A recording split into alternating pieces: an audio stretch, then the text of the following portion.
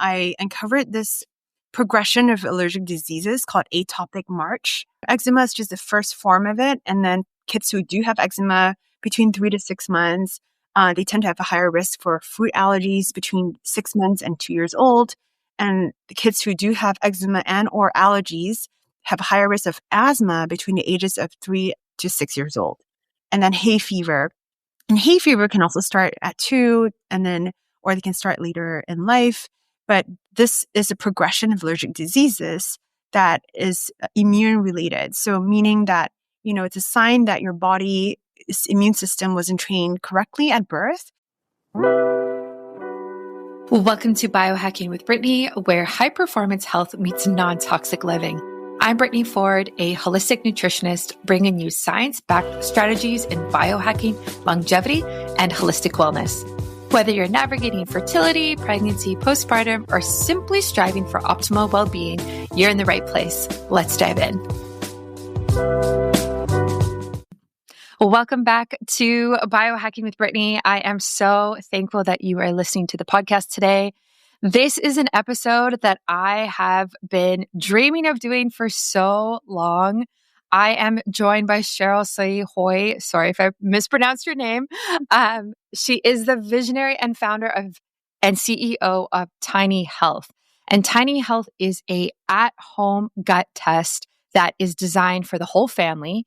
And I did it for myself, my baby, and my husband. And it really, really changed a lot of things for me that I'm going to get into later on in the show. And I am just so excited that you are joining me today. We are going to dive into the early microbiome for a baby. We're going to talk about the microbiome during fertility, pregnancy, postpartum. And then we're also going to talk about the microbiome in adults and maybe how that can compare to what you typically see in children and in babies. So, Cheryl, welcome to the show and thank you for being here. Thank you. I'm really excited to be here. And I know you've been sampling your whole family since last fall and, promoted us. So thank you so much. And yeah, I'm excited to share our mission and, share why we're here. Yeah, absolutely. So when you had your first baby, what was your experience like there? And what made you think, hey, I actually want to look into the microbiome and my baby's health and see what's going on here? Like what really inspired you from having your first baby to create Tiny Health? Yeah, so I'm pretty much like you. I'm kind of the biohacker mom. I wear, years ago, I wore the Basis wash before. Do you even know what that is? No. They called Intel, but it was one of the first watches that track all your biomarkers, just your heart rate, and now there's Aura and all these kind of. So I was already interested in gut health, but it wasn't until I had a C-section of my daughter that kind of prompted me to look into the research more about, well, she was breached. So I was trying to see like plan B if I still tried for a vaginal breech birth with her. So what can I do in the event of a C-section to optimize her gut health? Because what I learned is that the baby is sterile in the womb. They don't get microbiome. There's a little bit of influence from the mom's microbiome to baby's health, but they're not being colonized by, their gut gets the first colonization through birth. So first, kind of when they are birthed through the birth canal, they're swallowing mom's vaginal microbes. And then some fecal fluid during labor actually gets swallowed by infants too on the way out. So it sounds gross, but that's how nature intended it to be. And that's how it gets the first colonization of microbes from mom. And then through breast milk, through breastfeeding, the baby is continuing to get the gut microbes from the mom so you can heal from a C-section. But I was kind of a geek and diving into all of that. So when she was born, through C-section, I swapped her with, I did the vaginal seeding. So I swapped her with my vaginal fluids post-birth. And I did all the things. I was doing kefir at 6 months. I was, really trying to optimize and heal her gut. She did end up getting eczema around 6 months when we started solids. She had some sensitivity to sesame and then like gluten and dairy intolerances and all that stuff. So I was kind of like, there is a root cause to this and it's probably her gut. I was trying to use gut tests in the market but none of them had reference ranges for babies. And what I learned was that the adult gut is like the opposite of the infant gut. You actually want, like vastly different metrics. So what's healthy in an adult is unhealthy in a baby. What's healthy in a baby is, it's vice versa. So I decided, man, when I am pregnant with my son, I want to, in case I got a second C-section, because, they tell you once a C-section, always a C-section, which is not true. By the way, I can just tell you that because I have a vaginal home birth with my two sons now, thankfully. So I'm living proof that you can have a home vaginal birth after a C-section. And they didn't have any symptoms. So I ended up starting the company Tiny Health a week after my son was born, my second son. That was years ago. And we did a lot of R&D. So we did 2 years of R&D. And then we launched the baby gut tests in April of 2022. So it's been 3 years. We just passed our 3-year-old birthday. And I really started it to heal my kids' guts. I can't wait for, the medical practice takes 10 to 15 years to adopt groundbreaking academic research. And the critical time window for lifelong immune training of the child is in that first 1,000 days. And 1,000 days is still a really big window.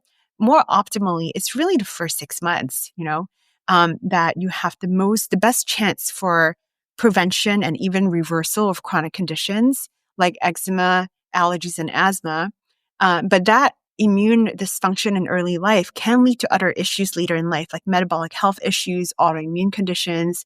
So when I learned how important the early life microbial balance is for the infant, I was like, I have to optimize, I have to course correct and heal, my daughter's gut, but also with my son, when I had the vaginal home birth and I breastfed for years, you'd think that I did everything, I did all the right things and they should be fine, right? And the other thing that I learned that if mom had an imbalanced gut and vaginal microbiome, guess what they're passing on to their kids? So it's not just the infant. You need to optimize your gut preconception, ideally, and your vaginal microbiome.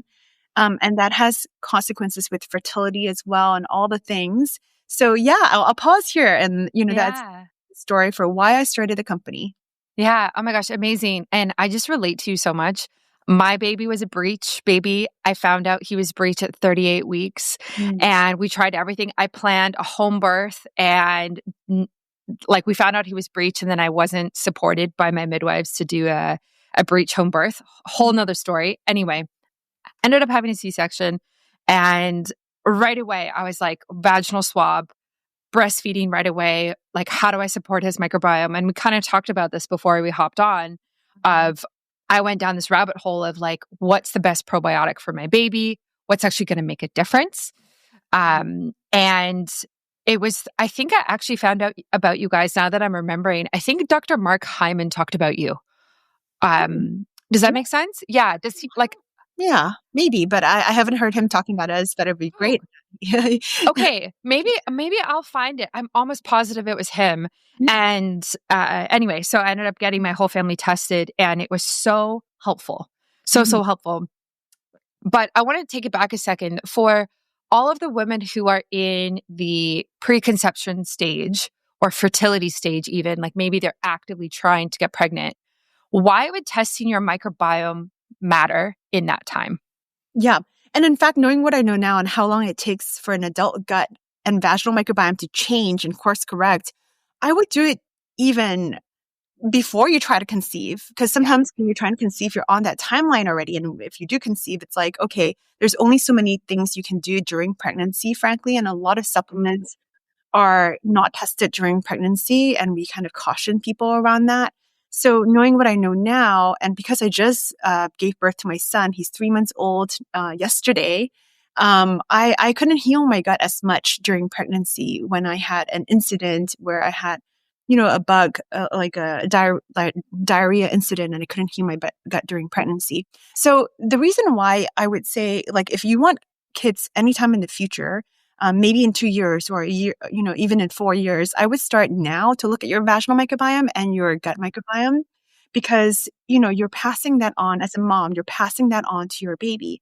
In fact, there's there's research showing that an average mom through a vaginal birth passes on about 61% of her microbes to her baby at birth. The dad passes on about 25% of his gut during at birth. And then over the course of 1 year, the dad's microbial sharing is about consistent, 20 to 25%. If the mom had a C-section, she's on average contributing about 20% of seeding to babies. So dad could play an even larger role during C-section, if you're not doing the vaginal seeding, for example. If you are doing the vaginal seeding, which is basically you're taking a swab and soaking it in your vagina during the operational prep for the C-section. And then when a baby's out within 2 minutes, you may need the support of a midwife or doula, or even your partner can do it. Your OBGYN might not want to do it, but you would swab your baby's face and mouth with the vaginal fluids.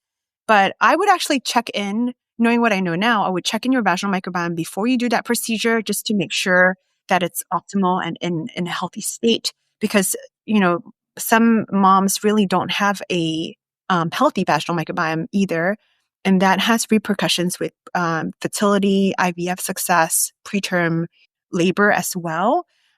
So I would check into the vaginal microbiome. It should be lactobacillus dominant and in an acidic condition, because lactobacillus produces lactic acid, which makes your vaginal microbiome, not a good place for pathogenic disruptive bacteria. So it keeps the unfriendly bacteria out from your vaginal canal and keeps it healthy. So vaginal microbiome is so important. That's what baby is passing through and swallowing first, Yeah. And then your gut, your baby's microbiome should be, 50 to 90% dominated by this one bacteria species called bifidobacteria. And not all are equal.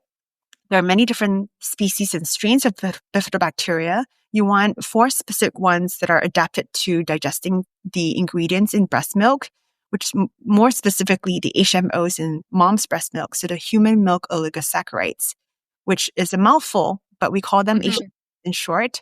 And they are the prebiotic fibers in your breast milk that babies can't digest. So it passes through your baby's gut, and nothing happens unless your infant has bifidobacteria that can digest and break the sugars down. So you want your infant to have a majority of their gut being dominated by B. infantis, B. breve, B. longum, or B. bifidum. And that produces an energy, acetate, a form of short-chain fatty acids that actually trains their immune system. So it's really crucial that actually mom has some strains of these BIFs to pass on to her infant through a vaginal delivery or through breastfeeding. And I was one of those moms who didn't have it. I had 0. And it took me on average about, I think 8 months, 6 to 9 months in that time frame to actually do a supplement that has those bacteria and to do a diet that has prebiotic fibers to feed the probiotics so it sticks around. So it took me that long. So if you only discover this in pregnancy, you may not have that time period to restore your microbiome. Yeah. So fascinating. And so interesting. And I talked to you before we got on the mic about the Evivo company. And this is a company I know you guys work with that has the B. infantis strain. And this is what we gave my son when I was going down this rabbit hole of what to give him. And I'm so curious your thoughts on this, because when I had them on my podcast, I asked them, I said, is there any benefit of me taking this supplement as an adult? And they basically explained that I would have to take an HMO supplement, or I would actually be able to drink my own breast milk, which would then feed the B. infantis, which then could potentially help me have some sort of benefit in the future. Like you said, it would take longer for it to populate versus a baby. What do you think about something like that? I looked at my B. infantis levels and they were I think it was 1 or 2%. I don't know if that's perfect. That's awesome. Is that good? Okay. For an adult, most adults have none, 0. This is one of those industrialized countries have 90% of women and men don't have it anymore. So the fact that you have 1% is actually pretty amazing. Wow. Okay. And I was a C-section as well for my mom. Oh, wow. So then how do you how would that necessarily, and I was only breastfed for about 3 months as a kid. Yeah. So how, is there another place that I could be exposed to that bacteria and it just kind of colonized or? Your mom, it could be the breast milk. So if your mom had it and you were C-section born, breastfeeding is actually, from our data, more impactful sometimes than birth mode, because birth mode is that moment in time. But we've seen babies who are vaginally born and then not breastfed, only formula fed, have worse guts than babies who are C-section born and breastfed. Continual exposure to mom's breast milk, and if your gut was good, you're still passing it on. So even if you were breastfed for 3 months and your mom had infantis, that could be passed on to you. And there's so many factors. If you had probiotics in your lifetime and you don't take care to restore that, it might be wiped out again and never restored. But if you in the past had foods that encourage that or probiotics, it can be in the air too. So if you're close to someone who has infantis, if your husband had it or some relative had it, you may get it from just speaking with them and being in close contact. If you think about how we used to raise kids, it's in a village form. There's just a lot of people around. And so that microbial kind of diversity from being around a lot of people actually do matter, because that's how you diversity. It's being in close contact with animals and other people. Yes. At some point, we've all been sold a big lie, including yours truly. It's called the protein lie. Starting in the 80s, supplement companies began pushing massive protein consumption. We all believed that more protein equaled more muscle growth. And I'm here to tell you that is a big fat lie. So let's say you eat an 8-ounce chicken breast and you're consuming about 40 grams of protein. However, just because something contains 40 grams of protein, it doesn't necessarily mean you're going to absorb all 40 grams. Without enzymes, most of it ends up in the toilet bowl. Ouch. This is because your small intestine can only absorb protein that's been broken down into smaller building blocks called amino acids. It doesn't matter if you're consuming 30 grams of protein or 300 grams of protein. If you don't have a sufficient supply of enzymes to digest that protein, your muscles will be starving for those vital building blocks. That's why it's crucial you take a high quality enzyme. Before you run out and buy a bottle of enzymes, you need to know exactly what to look for. The sad truth is most enzymes are of little to no value if you want to build muscle. The hefty costs stop most companies from developing and stabilizing proteolytic enzymes. And so that's why the one that I trust and I use myself and love, and honestly, my whole entire family uses it, is called Mass Enzymes by Bioptimizers. Mass Enzymes is a full spectrum enzyme formula with more protease than any other commercially available, with 5 different kinds of protease. Plus, it contains all the other key enzymes you need for optimal digestion. Mass Enzymes is a full spectrum enzyme formula, and this is my go-to. And you can try it today, risk-free. Their 365-day full money-back guarantee is the gold standard in the industry. So go to bioptimizers.com/biohackingbrittaney and use my discount code biohackingbrittaney and you will get 10% off your order. I literally have a bottle of this Mass Enzymes in my car, at work, in my pantry, everywhere. I use it for big meals if I eat anything that's a little out of the ordinary. And it really helps me to feel better in my digestion and also makes me so much happier that I am absorbing my protein and getting the gains that I want. We all want more gains. So check it out and enjoy digesting your protein better. Yeah. I love that. And I've heard that many times of having a dog in the house with kids is actually amazing. Mhm. And it's great for their microbiome because the dog brings in, bacteria and dirt and all of these things. And we actually want that richness. We don't want a sterile home that's super clean all of the time.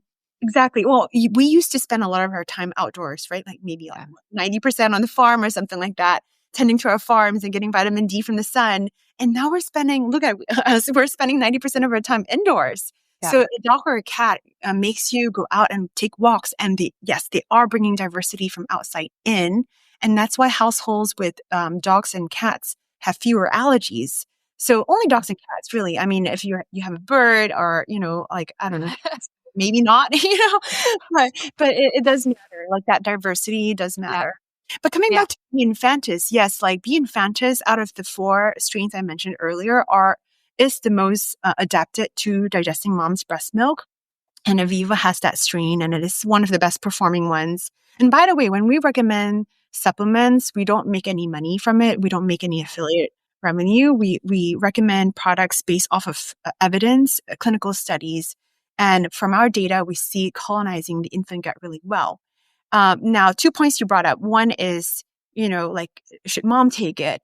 And, that tidbit about HMO probably came from us, because when we first told them that, they were like, oh, we didn't know, because we told them we're seeing from our data. And I was one of the earlier people doing it. Like I was taking an HMO and I was doing some a bifidobacteria probiotic. And it took me, that 6 months to colonize, but it worked, Wow. And then people started pinging us, what if I drank my own breast milk? And like, I would love for someone to try that and sequence and show us that, because the amount of HMOs in mom's breast milk is so much more than a serving that you can buy from the supplement, right? So if you are a formula feeding mom, no judgments here. Yeah. You would add some HMOs to your infant's diet, because you need that. It's kind of like the food to keep the probiotic around. So if you're giving your infant probiotic, but there's no HMO, it may still be conferring oral benefit to the adult gut or the infant gut, but it's not going to stick around. So for it to really colonize and stick around, you need to give it the food there, which is the HMOs, so which you can now get through a supplement form, or breast milk, or through just food, just eating like prebiotic rich foods. Yeah. Yeah. Well, maybe I can be your experiment. And we'll do like a 6 months trial, and I'll I don't know how much I would have to take. That would be the You thing, is already like, have the infantis though, right? yeah, but I'm curious if it would increase the amount. Like if I drank a shot of my breast milk a day and I took Evivo as well, Yeah. like, would there be a difference? Because I Maybe. know, yeah, I don't know. Like I know it's just such a helpful bacteria, even for the gut lining as well. Yeah. So it would just be But interesting. the other point I wanted to make is, the length in which you give your baby a B. infantis, for example, or even yourself, matters. So the reason why, we always get questions like, oh, why don't I just give all babies, I just give babies Evivo, all babies Evivo, or, but how do you know if your baby even need it?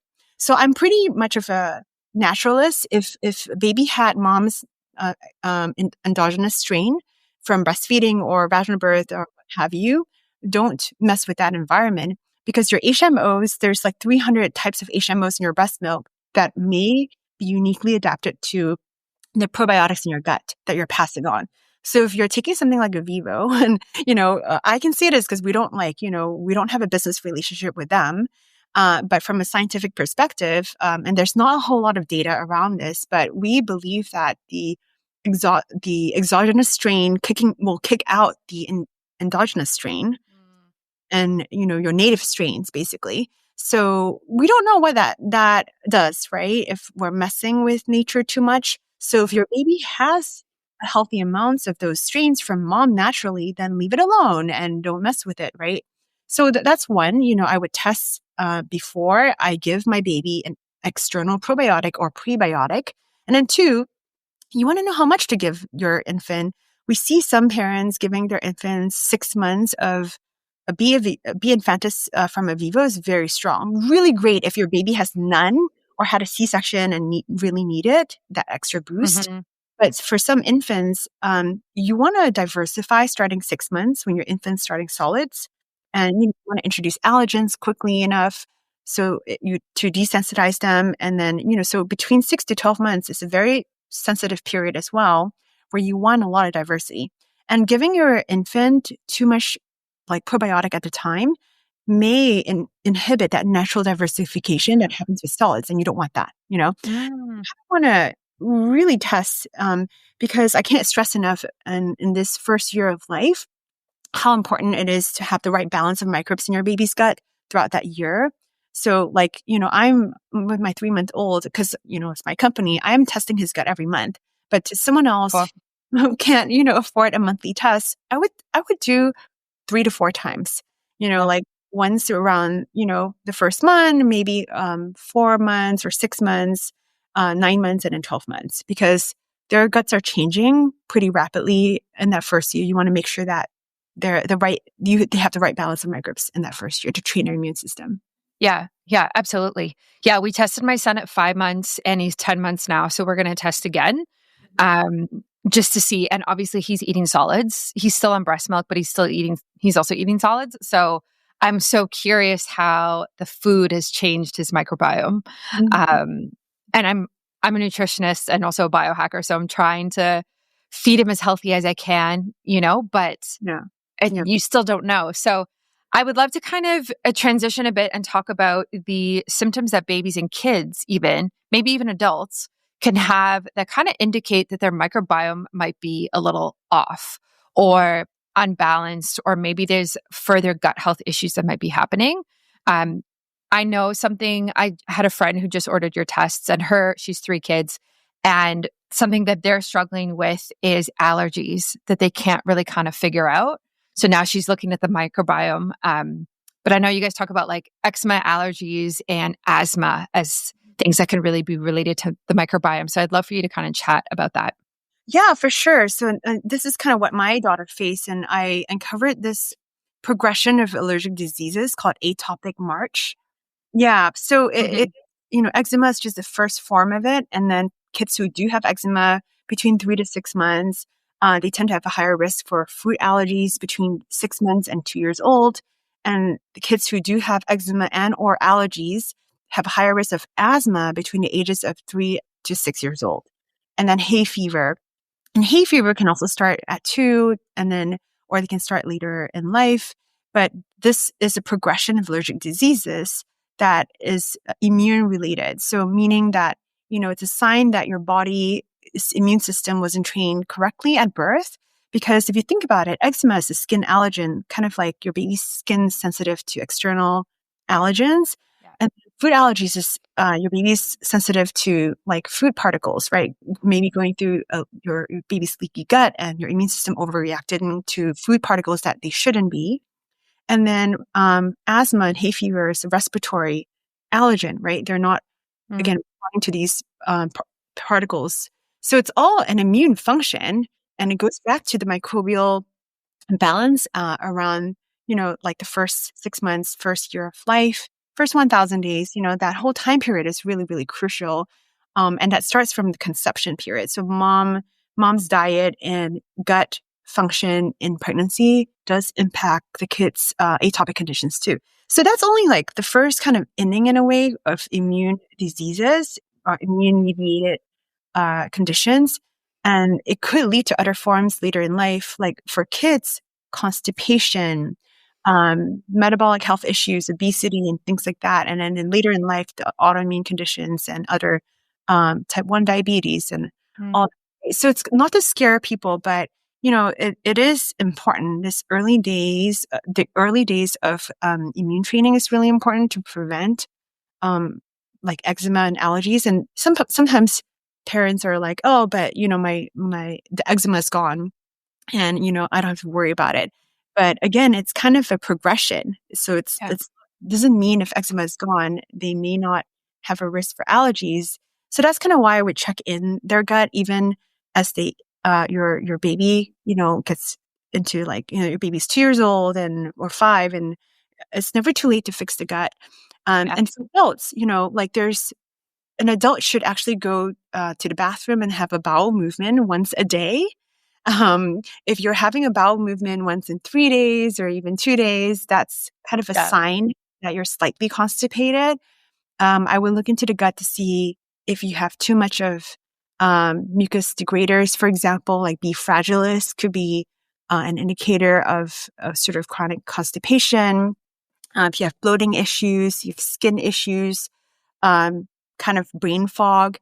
there's something called the gut-brain axis. I'm sure you've heard of, because our gut produces 90% of serotonin is produced in a gut, and 50% of dopamine is produced in a gut. So, and your brain talks to the gut, like it sends a lot of signals to the brain. So there's just a lot of connection between the gut and brain.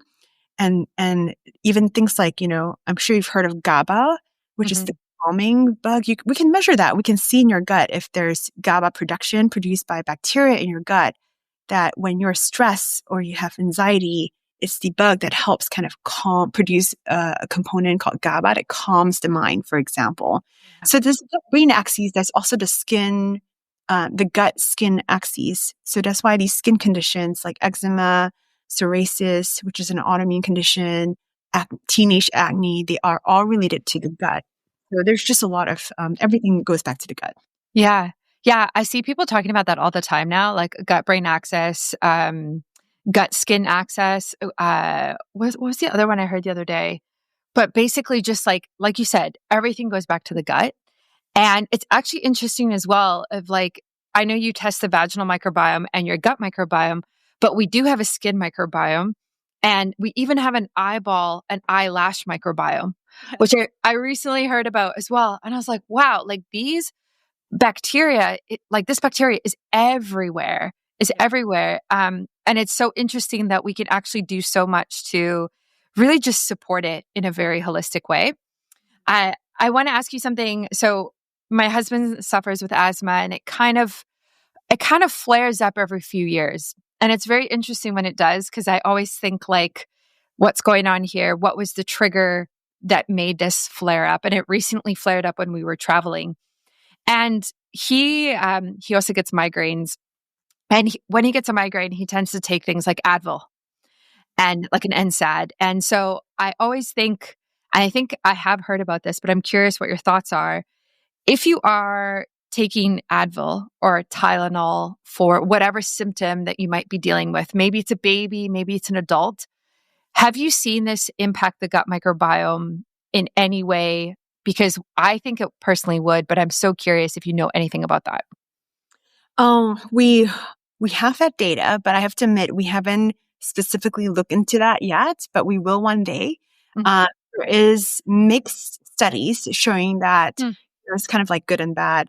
But personally, I don't do Tylenol or Advil for me and my kids, because I have other forms of more holistic kind of homeopathic medicine that we prefer to take rather than pharmaceuticals, for example, because there are, like for kids, for example, who do a lot of, I think Tylenol specifically, there are some research showing that they do tend to have asthma more.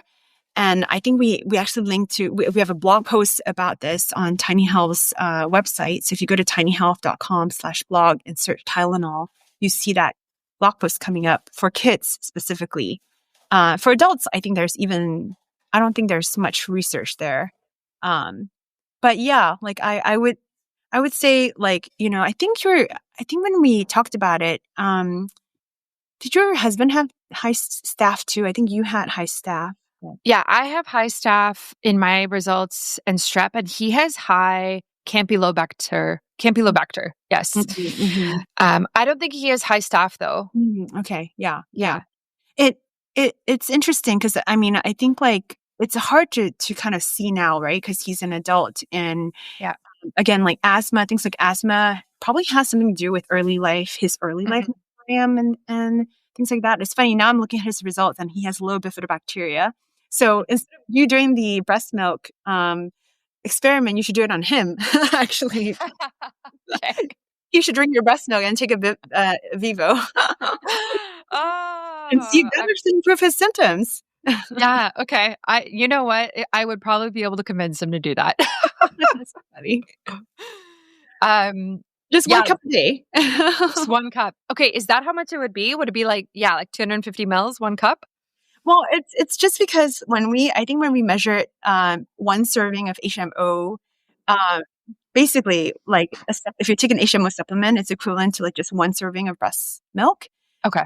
Your infant takes in, 8 to 10 servings of breast milk every day, right? So that's kind of why there's just way more in breast milk. So maybe you can do 2 servings to you wanted to. Sure. Maybe we do and we test them after. That'd be Yeah. so interesting. Yeah. Um, yeah, I know he had a rough early childhood. Like when he was a baby, he was a really sick baby. So the asthma doesn't surprise me. And he, I don't think he was breastfed for very long. He was a vaginal birth and he was just really sick, in different ways. Mhm. And But it's I know, interesting. So if he's the kind who like, like would pop an Advil when you get a little bit of a headache, maybe you can ask like maybe as an infant or as a kid, did he take a lot of those medications? Because remember I told you that study with the asthma, the link to asthma. yeah, So that could be a yeah. indication as Well, well. and I know that his mom took Tylenol while she was pregnant with him because she told me that she did that. So, yeah. And it's hard, right? Like I don't know like what your extended family is like, but like you and I are very aligned, but when you try to educate somebody on potentially the harmful impacts of something like Tylenol, there can be so much resistance there. So, I try to offer like other solutions for pain. Like there's quite a lot you can do, but sometimes it falls on deaf ears. Yeah, for sure. I mean, everyone comes from a different kind of background, right? But you do, this is your family though. So like, you for your kids, right? You have control. And so this is what we're here about. Like, we can't control our parents and how they raised us or our in-laws and things like that. But for your family, hopefully people here are wanting to dive deep into the research and kind of be more intentional about what we take in. Absolutely. Yeah. So I'd love to transition a bit to you personally a bit more. You are a mother of three now, and you have a 3-month-old. And I just find you very inspiring. I also run my own business, but I only have one child. I don't know how you do it with three.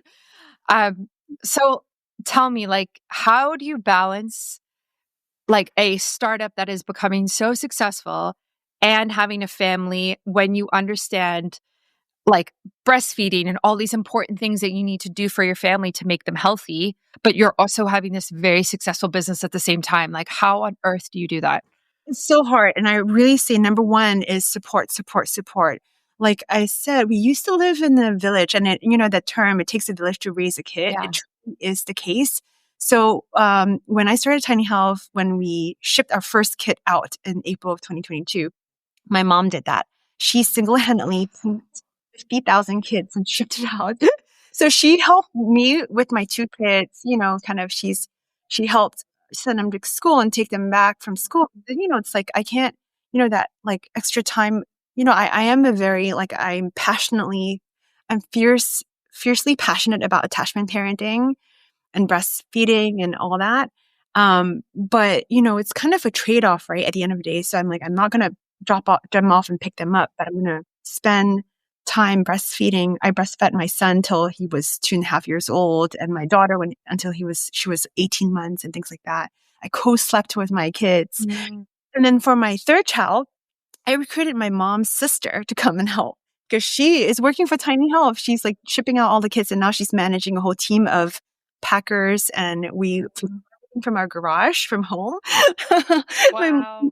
does that whole process and she cooks for us. So she is my, like, I couldn't have done Tiny Health without her, that family support.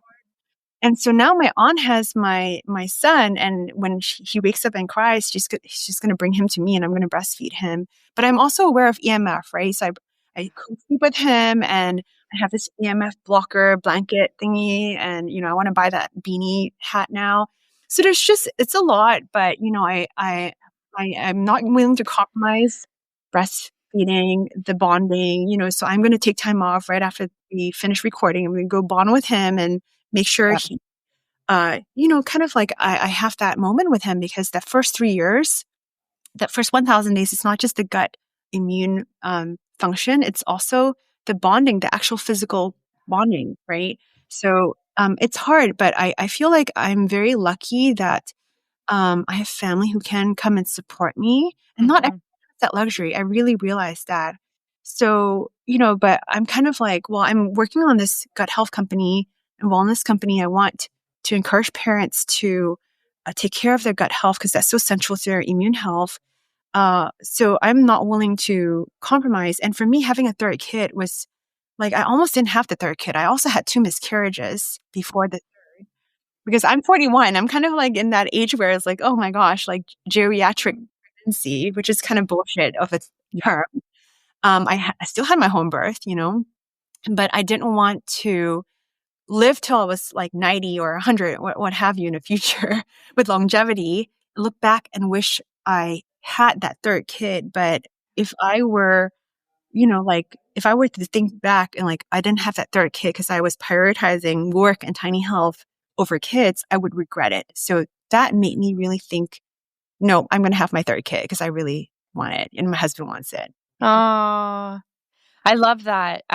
Yeah, it's so inspirational. And I actually have my mom downstairs with my baby, and she's retiring early, and we're bringing her on as our support for us. And thankfully, we are able to do that. Very similar to you, and because I did not want to do daycare, and I did not want to outsource to a nanny or a babysitter that was kind of outside of the family. Um, so, it's definitely a privilege to be able to have grandparents around. It's Have you heard of Erica Commissar, this lady who wrote this book? Yes. Are you Yeah, talking about the what is it? prioritizing motherhood in the first 3 years. Yes. Yes, I have that book. And wow, it like put me on the floor. Like it really made me rethink things. Mm-hmm. Yeah, so I have that book on my desk right now. Yeah. I'm maybe like a quarter way through, but I listened to her podcast with, I think, CEO, Diary of a CEO. I think that, and that was so good for me. And I wish I read that book when I had my first child. Mm-hmm. We kind of put her in daycare around 18 months, which I thought was a good time. But now knowing what I know, reading that book and listening to her, I would have delayed that because I thought that she needed social interaction at that point. But, according to Erica, which is very science backed, they really don't need it until 3 years of age. So I would have kept them home longer. But with my third child, I feel like I have that third chance to now like Yeah. have my aunt maybe take care of him until he's 3. Yeah. But the early years, that bonding is just so crucial for their mental health as well. Yeah. Yeah. It's it's very interesting. And very similar to you, I'm breastfeeding and don't plan to stop breastfeeding anytime soon. And also for the sake of my baby's health, like I don't want to work full time right now in the next couple of years. I'm sure you probably work full time, but um it's just so hard. And I don't know if you experience this as well, as like I'm trying to not fall into the trap of mom guilt where like I'm with my baby and I'm breastfeeding, but I'm thinking about work. And then I'm working and I'm thinking about my baby, like, oh, what's he doing? Where is he right now? And it's like, how do you balance that? Like, how do you not feel guilty or shame? Like, either way, I don't know. Yeah. I mean, I think like I've 3 kids in now. I've Yeah. learned. Yeah, I definitely had those feelings early on, right? You kind of neither here nor there. And I did have the luxury of the first 6 months not working at all with Yes. the first 2 kids. Now I don't have that luxury because I'm running a company that is, sort of growing so quickly. I don't have that luxury now, frankly, but I know other things, right? So I'm kind of like, well, I don't know. You kind of like, you just have to live with like you were doing your best at a time with the knowledge that you had, and then now you have more knowledge and then you try, you're just always doing your best and not to look back and feel guilty. Yeah. I also kind of take it one season at a time. Like there's just so much to optimize. And when we learn about, kind of like clean eating and all the chemicals in our skincare, all the products, like it's just overwhelming, right? Even now, gut health and how to optimize is yet another thing you have to think about and worry about. But I pick a season. So my advice to a lot of parents or even adults out there kind of trying to biohack and clean, like the way I approach it is like this season, or it could be like 1 month, or it could be 3 months, whatever that season means to you. I just focus on 1 or 2 things and optimize that. And when I'm done, I move on to the next thing, right? And so I don't feel like I have to do 10 things in this season, which is kind of crazy because I don't have time or energy. So my season right now is all about grounding and EMF. So I'm Cool. sitting on a grounding mat right now to discharge the free radicals off of me. And I just bought an EMF meter and this Nice. blanket to block my baby from it because I'm using I don't want to use the phone around my baby, right? Because of the EMF exposure to this growing brain. And so it's crazy when you think about how much EMF we have all around us. But that's all I'm focusing on right now this season. So I'm not overwhelmed by Nice. other things in the household. Yeah. I love that. Yeah, that's great. It's kind of like you add on a thing every season, or maybe not add on, maybe you edit or take away or that type of thing, because it can be so overwhelming if you just try to biohack your whole life in like a day. It's a lot. Um, and I usually tell people to start with like the foundations. So nutrition, sleep, environment, maybe, and just kind of start with that. And yeah. And then it kind of builds over time and it becomes a lifestyle, right? So you become so ingrained in it that it doesn't feel like you're putting in all this extra effort anymore. It's just part of who you are. Exactly. I'm curious how you carve in time for you right now, like personal health, your recovery from your birth. Like, what does that look like right now? Yeah, I am starting to prioritize that. I just installed a sauna in my house. I just did like a nutrigenomics test and realized that I have my liver, like phase 2 detoxification. I have a complete deletion of that gene. So Mhm. when I'm exposed to chemicals and fumes, I can't detox as well. So I just need extra support. I need to like release it through sweat and, kind of pooping more constantly and things like that. So sauna is a way for me to release the toxins. And I'm learning now that because of my gut test, I do have a lot of toxins, unfortunately, from a prior exposure. We went to Bali for a whole month last summer in June, and the whole family had 1 day of diarrhea. And you normally wouldn't think of it. Okay, well, we've all recovered from it. And then 2 months after that trip, I did a gut test from Tiny Help, obviously. So, and I usually have no E. coli. And in that test, I had 17% E. coli, different strains of salmonella, some C. diff that I never had before. And Wow. it's a combination of the fact that my liver can't detox fumes easily, and there's so much fumes in Bali. And I was exposed to a lot of just like water that was not very clean. And so my whole family was pretty resilient. They have a pretty resilient gut, a score that we're dealt with in the Tiny Health test. But because I got pregnant, I didn't know I got pregnant in Bali.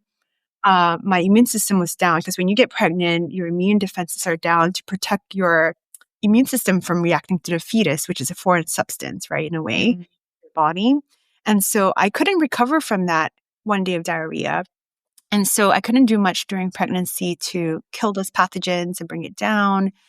So now 3 months postpartum, and I was also trying to be careful in that first 3 months to not impact breast milk supply. So now, literally 3 months, I celebrated yesterday, Mother's Day. I'm going to start this whole detoxification process, Mhm. binder. We recommend an SBI binder to bind toxins, which I already started a month ago. So yeah, like knowing what I know about my gut health, my genetics, and I measure all like my vitamin D levels, my zinc levels, and all that. I'm taking time to now focus on my own health. Amazing. I love that. Yeah, you do really have to be careful with detoxing in general when you're pregnant postpartum. I get a lot of questions about this, and I also have a sauna. And I didn't really do any sauna during pregnancy. I also like, as obviously um, I was hot. I ran hot, and my heart rate was already so much higher than normal that the idea of like sitting in a sauna and being hot was like I had an aversion to. Um, and then I waited a while before starting to use it postpartum, but now I do use it a lot.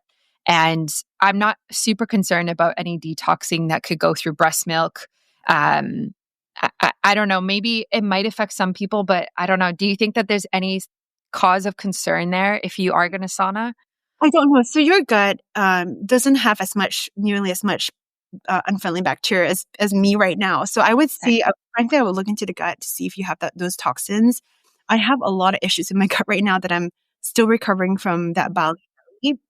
So for me, I'm just going to be extra cautious and take a charcoal pill. Yeah. There's one that I think Biocidin sells, like GI Detox, and there's one from Quicksilver that is actually more gentle. So I'm trying kind of like both out when I do the sauna. Like I haven't started yet. I'm about to start. Nice. Just in case, like an hour, before sauna. And then the thing I learned too is to shower and wipe off your sweat right after, because you don't want the toxins out of your sweat to be reabsorbed in. And if I'm going to breastfeed right after, I don't want my baby to be potentially exposed to that. So I don't know. There's no data around that, but I'm just going to be extra cautious just because I know I have such gut inflammation. Yeah, that's smart. Yeah. I always shower after the sauna and I try to breastfeed before I go in. But when you have your own sauna at home, it's much easier to kind of like navigate a whole schedule like that. The last thing I wanted to ask you about, and we kind of talked about it briefly, is the comparison between Tiny Health and Viome, or a company like Viome. You were explaining to me that you guys actually test different things, which I didn't know because I've also been tested with Viome. So I'd love for you kind of just to explain that to the audience so they can kind of understand it a bit better. Yeah, for sure. And so I usually don't like to kind of, talk about other companies, but I'll talk about the technology differences. Yeah. So Viome uses this technology, transcriptomics, and it's kind of measuring the RNA of the microbes. We measure the DNA of the microbes. So it's a fundamental different, like very different technology. Our technology is called shotgun metagenomic sequencing, and it's one of the next gen whole genome sequencing that measures your entire gut. And when you get your results back, we show you all the bacteria or fungi, yeast, parasites, even viruses if they exist in your gut. But most of it will be bacteria. And it's pretty stable. DNA is a double helix structure. Again, we're not measuring your human DNA. We're measuring the DNA of the microbes. What RNA measures is the RNA, the gene expression of the microbes. So gene expression is kind of almost like epigenetics, where you were born with a certain genetics, but they're based on like diet and environmental factors. It can turn on and off those genes, right? So if you were born genetically this way, but you live a really healthy lifestyle, then it could turn off those genes, so you're not as likely to get sick or whatnot. So transcriptomics, or RNA, is unstable in that sense. It's not super stable because it's measuring in that time frame, is your gut gene, certain gene expression on and off. So when other people have done that test, they get wildly different results if they sample a day apart or even a month apart. And everyone's kind of like saying it's just not stable. Well, it's not supposed to be stable because it's RNA, right? So any microbiologist in academia will tell you that. So I'm not sure how you're able to recommend like diet or supplement long term based on something so temporal. RNA is great for research to repair your body's, your microbes response to drug or certain diets temporarily. But for consumers, we're not sure. So using shotgun is just a much more reliable way. We've had a lot of customers test us, just without telling us. They take a stool sample on the same day, or like morning, night, or one day apart. And it's consistently, we know from our data, it's the same exact person. There may be 5% variation on like the abundances of certain species, but it's very stable, which goes to show it takes a long time, like maybe 3 months if you're doing very disciplined dietary and supplement kind of changes in your diet, sometimes 6 months, because I was kind of less, I was less consistent with my supplement, but I'm pretty consistent with my diet. It took me 6 months. So it takes time, right, to change the composition and the functions of your microbes, and we measure that. So the other thing that our test has is like the strain level measurement. So if you're giving your baby the infantis EVC001 from Evivo, we can show that in your results, your son's results. You'll see Evivo popping up as what, I think his gut had 89% being this, and you can see, you will be able to see that that's all from Evivo, for example. Yeah. That's another kind of cool thing about our test. And then we can also measure gene functions. So the GABA production, as I mentioned earlier, that is the gut-brain axis metric. It's the function of the microbes. This is not just like giving you, oh, this is like, like the infantis or Akkermansia and whatnot. We can actually measure if the microbes are producing the functions they're intended to. So it's really impactful, the sequencing method that new microbiome papers being published are using. So it is the gold standard in microbiome research today. Amazing. That's so cool. It's just amazing to like think that this is something that is actually available to people and they can just test from their homes, from the comfort of their homes and take a look and say, okay, this is actually what's going on with my gut health. And this is how I can potentially heal kind of based off of your recommendations that you give in your portal as well, which I think is amazing. Thank you for explaining that difference because I didn't know, looking at RNA versus DNA either. And I find that very valuable information. Yeah. To move The forward. other thing you should mention is, I don't know, we don't agree. Some stool testing companies tell you not to eat certain food groups. Like I think that company actually tells you, I've gotten my report and it says don't eat blueberries and broccoli. Yeah.